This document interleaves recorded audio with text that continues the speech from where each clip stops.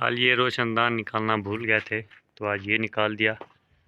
तो और क्या किया आज, चुकाटें आ गई थी, चुकाटें भी लगाई।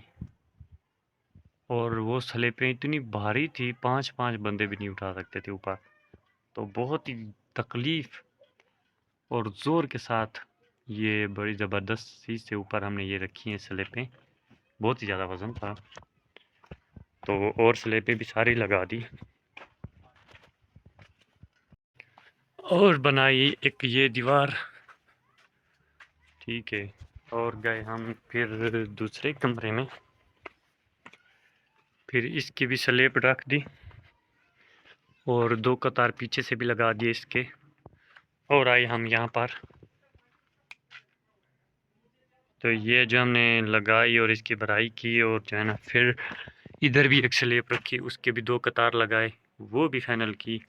और कमरा भी एक शुरू किया, बेड वाला कमरा, इसकी कुछ चुनाई लगाई।